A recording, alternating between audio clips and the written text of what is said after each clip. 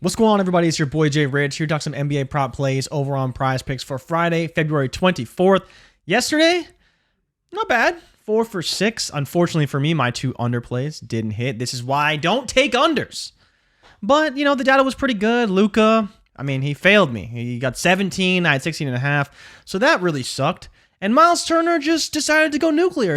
Probably one of the best games he's ever played in his whole life, and it just so happened it was the day that I touted his under. Now, the data was still pretty good. The line was still solid. Compared to the value with the sportsbooks, it was fine, but Boston decided they wanted no part of Miles Turner, and he shot the absolute lights out. So what are you going to do? This is betting. This is what happens, but let's dive into the plays for today right now. For all the high-flying action, take a step back and relax. It's time to count that money, the NBA props. No look any further. You know what time it is. Presented by PrizePicks, NBA props. Let's count that money, man. All right, so there are a couple plays I am looking at. First is Donovan Mitchell's fantasy score.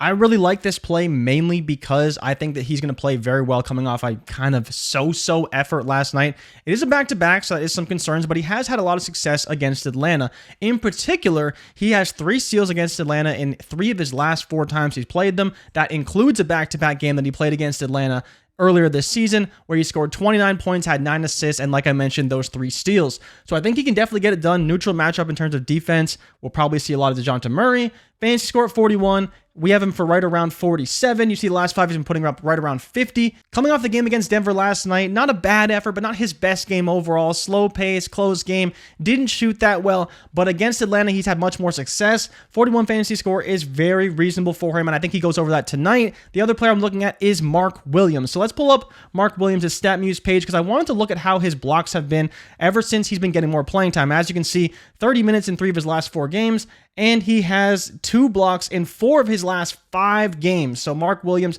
has been getting it done, getting blocks. And back to the actual model itself, the matchup is very good. Now, in DK, they have it at minus 120. And that's really the only data point that's missing for me here. You see in his last 5, 2.2 per game. And the 100 possession data all says he should be right around 2.4. Up against Minnesota should be a very fast-paced environment, which means a lot of possessions and lots of potential blocks. Players out there do shoot a lot, but also do like to drive at times as well. Anthony Edwards, 30.5 point over-under. He will shoot a lot. He will drive. I think Mark Williams will have an opportunity to get a decent amount of blocks in this game. How many minutes does he play? That's still up for debate, but he has been performing at a very high level. And as you can see yet again, when he plays right around 25, 30 minutes, he's in good shape. And even when he doesn't, you see 2 blocks against Washington in only 17 minutes, 2 blocks against Denver in only 21 minutes. So he still can get it done either way. Now, again, not quite favorable in terms of the DK line, but I think it's a really good spot, really good matchup, lots of possessions, lots of opportunities. I think it's a great spot for Mark Williams, and why I'll be taking him today. Maybe you want to go to the fantasy score, but I think the blocks is a pretty solid play overall. And then this line, I talked about I'm not taking unders, but this Devin Booker line is odd. You see, you're already getting value on it on PrizePicks if you're getting it at 36.5. Now, I ran this probably about an hour ago, so it might have moved down to 35.5. But if it is 36.5, you are getting some value here. It just seems too high. Now, part of this is because he's only played 4 games since coming back from injury. His last game that he played, he did play 35 minutes, but he still didn't score a ton. So there's not like he's out here blowing it up. OKC is on a back-to-back, so that is a bit of a problem. We'll see if they rest anybody, but it still could be a pretty light game for Booker overall. KD is not expected to play in this game, but even still, Booker hasn't been lighting up the stat sheet either. So whether you want to go the points, rebounds, and assists or the points under, I'm kind of fine with either one. I think the points, rebounds, and assists, as you can see, is they're both close. The variance is high because of the game he only played 4 minutes, and that is factored into this data. I didn't bother to take that out just for Devin Booker. But you see here, the overs aren't crazy, and if you're getting that whole point of value, I kind of like it. I'm not saying it's an official play. The only official plays are Mitchell and Mark Williams for tonight. Small slate, not a lot of edges that I really like. PJ Washington was one I was looking at, but that's more of a sportsbook play because of the odds. You're getting some decent value on PJ Washington. But, you look at Mitchell.